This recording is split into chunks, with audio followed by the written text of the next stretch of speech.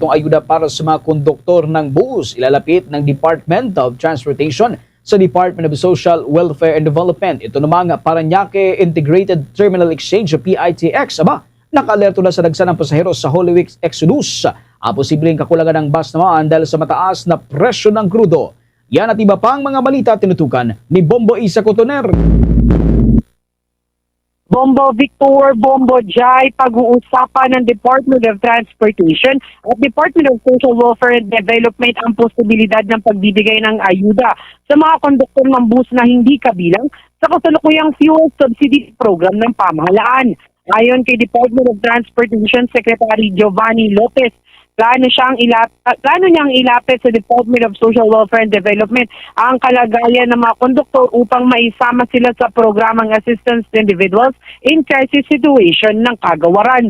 Paliwanag ni Lopez, bagaman may ayuda para sa mga driver at operator, nanatiling walang direktang tulong ang mga konduktor, kaya't nais nilang mabigyan din ang mga ito ng suporta sa gitna ng patuloy na pagtaas ng presyo ng petrolyo. Tiniyak naman ni Department of Social Welfare and Development Secretary Rex Gatchalian na bukas ang kanilang ahensya sa pagtulong sa mga konduktor na ire-refer sa kanila. Anya, sa sandaling maendorso at mapatunayang kwalipikado ang mga benepisyaryo, agad na may pagkakaloob ang kinakailangang tulong. Kaugnay niyan, pakinggan natin ang tinig ni Department of Transportation Secretary Giovanni Lopez. Ganito po, no? Makikiusap po ako kay Secretary Rex sa konduktor. Kasi po ang nakalagay sa fuel subsidy, again, we're limited with a special provision of the 2025 CAA. Ano po yung nakalagay dun? Nakalagay po dun qualified operators / drivers. So, dun po yung limitation po natin. Now, kung ito po yung mga conductor, syempre masasabi din po natin na sila individuals in crisis situation, maglalambing po tayo kay Secretary Rex. Kunti lang naman ito yata, sir. No? At salamat po, Sec Rex. At para sila naman po ay masama sa programa po ng ayuda ng gobyerno po.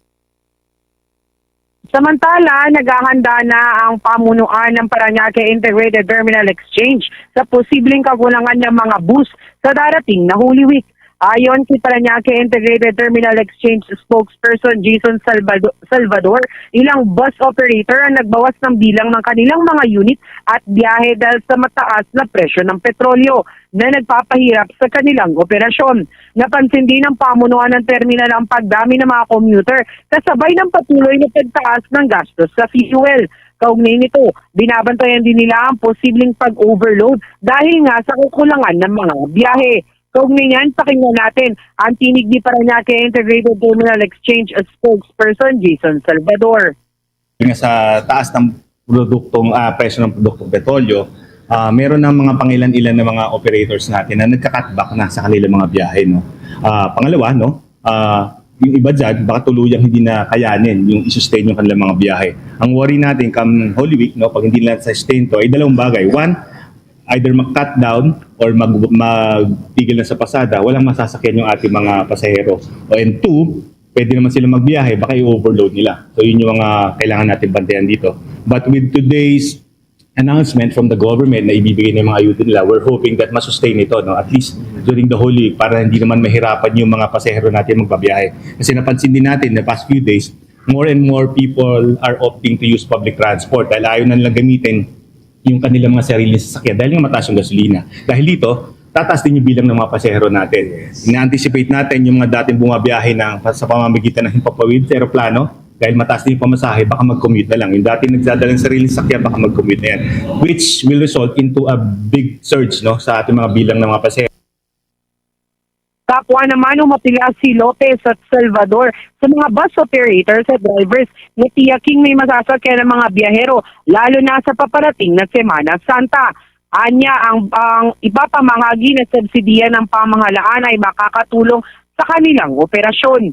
Mula sa Parañaque Integrated Terminal Exchange, ito si Bombo Isa Cotoner and this is Bombo Radio Philippines, the #1 and most trusted source of news and information, Basta Radio Bombo. For the most trusted source of news and information, visit our website at www.bomboradio.com. Follow us on Bombo Radio mobile app, Facebook, YouTube, TikTok, and X, formerly Twitter. Like, share, and stay connected. Anytime, anywhere.